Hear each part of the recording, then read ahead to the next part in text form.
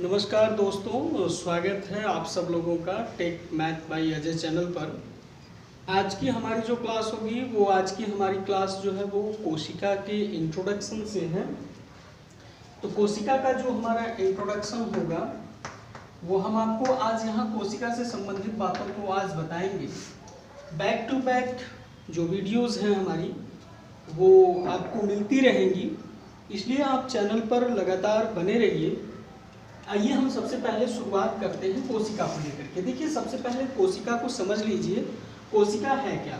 इसके लिए जैसे देखिए, एक मकान बनाने के लिए, एक हमारा घर बनाने के लिए जो है सबसे पहले ज़रूरत पड़ती है ईंटों की। तो ईंट मिल करके दीवार बनाते हैं, ईंट मिल करके दीवार बनाते हैं, और दीवार मिल करके कमरा बनाते हैं, और कमरे मिल करके हमारे घर का निर्माण करते हैं।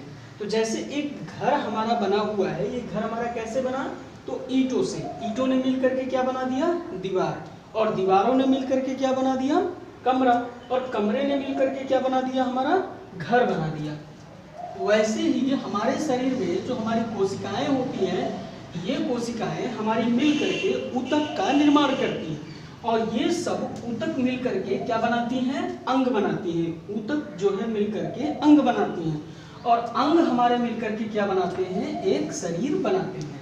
तो आज हम उन्हीं कोशिकाओं के विषय में जानेंगे कि ये कोशिकाएं क्या हैं, और इनकी खोज, और सबसे बड़ी, सबसे लंबी, और साथ ही साथ मानव में सबसे बड़ी, और मानव में सबसे छोटी, और मानव में विभाजन होने वाली, और मानव में विभाजन तेजी से होने वाली, उन सब की हम आज इंट्रोडक्शन यहाँ पर देंगे आपको। आज यहाँ की इस वीडियो में हम आपको परिचय बताएंगे। देखिए, कोशिका जो शब्द है ये एक साइटो वर्ड है, ठीक है।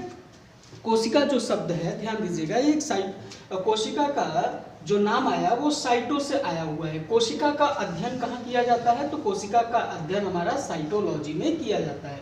कोशिका की सर्वप्रथम जो खोज की गई थी वो की गई थी रॉबर्ट हुक के द्वारा, लेकिन जीवित कोशिका की सबसे पहले जो खोज की गई थी वो एंटोनी वॉन लीवेनहॉक के द्वारा की गई थी। ध्यान रखिएगा, कोशिका की खोज तो की गई थी सबसे पहले रॉबर्ट हुक के द्वारा, लेकिन जीवित कोशिका की जो खोज की गई थी वो एंटोनी वॉन लीवेनहॉक के द्वारा की गई थी।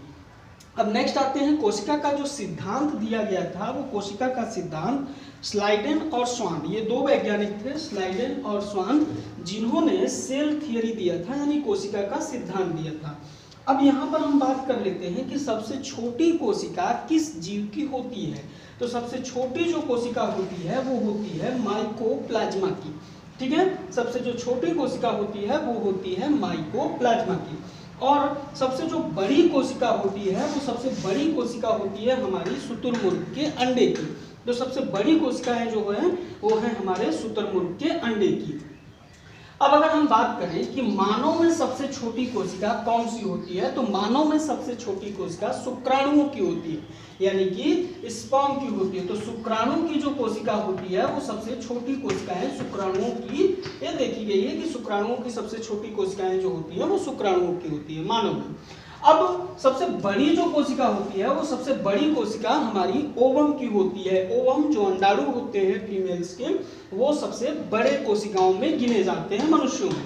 और अगर सबसे लंबी कोशिका की हम बात करें मनुष्य में, तो सबसे लंबी कोशिकाएं जो होती हैं वो होती हैं न्यूरॉन की। तो न्यूरॉन की जो कोशिकाएं हैं वो सबसे लंबी कोशिकाओं में गिनी जाती हैं।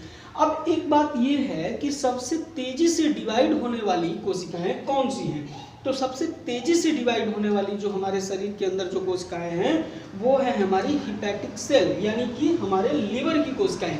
हमारी जो लीवर है उस लीवर की जो हमारी कोशिकाएं होती हैं वो सबसे तेजी से डिवाइड होती हैं। और सबसे बड़ी बात यह है कि हमारे शरीर में अगर पूछा जाए कि शरीर में विभाजित न होने वाली कोशिकाएं, यानी ये जीवन में कभी भी विभाजित नहीं होती हैं, तो वो होती हैं हमारी न्यूरॉन। आपको एक बात की जानकारी होगी ही कि हमारा जो ब्रेन बना होता है वो न्यूरॉन से ही मिलकर के बना होता है। यानी इसका मतलब ये है कि ब्रेन के अंदर जितनी सारी सेल्स हैं वे सभी जो है डिवाइड नहीं होती हैं, इसलिए ब्रेन को प्रोटेक्शन देना बहुत जरूरी है। अगर ब्रेन हमारा क्षतिग्रस्त हो गया, कहीं चोट लग गया या कुछ भी हो गया, तो वो कोशिकाएं डिवाइड नहीं होंगी, और डिवाइड न होने के कारण जो क्षतिग्रस्त स्थान हुआ है, जो क्षतिग्रस्त पार्ट हो गया है हमारी कोशिकाओं का, वो फिर सही नहीं होगा। इसलिए ब्रेन का ज़्यादा प्रोटेक्शन हमें देने की जरूरत है। तो आपको याद हो गया होगा कि जो विभाजन नहीं करती हैं, जिस हमारे शरीर की जो कोशिकाएं विभाजन नहीं करती हैं, वो कौन सी हैं? न्यूरॉन है। और जो तेजी से डिवाइड करती हैं वो है हमारी लीवर की कोशिकाएं। अब एक सवाल यहाँ पर ये होता है कि जैसे कैंसर होता है, कैंसर के केसेस में क्या होता है? देखिए, कोशिकाएं जो होती हैं वो बहुत तेजी के साथ डिवाइड करती हैं, ठीक है। तो कैंसर के केसेस में ये हो जाता है कि कैंसर के केसेस में जो कोशिकाएं हैं वो अनकंट्रोल रूप से डिवाइड होने लगती हैं। तो अब सवाल ये हो गया कि फिर ब्रेन में तो कैंसर ही नहीं होगा, क्योंकि ब्रेन में तो न्यूरॉन है और न्यूरॉन तो कभी डिवाइड ही नहीं करती। सवाल यही हुआ ना कि ब्रेन में तो कैंसर फिर होएगा नहीं, लेकिन इसके बावजूद भी हम देखते हैं कि ब्रेन ट्यूमर हो जाते हैं हमको। तो एक बात याद रखिएगा कि 90% जो हमारे ब्रेन होते हैं वो न्यूरॉन से ही मिल करके बने होते हैं।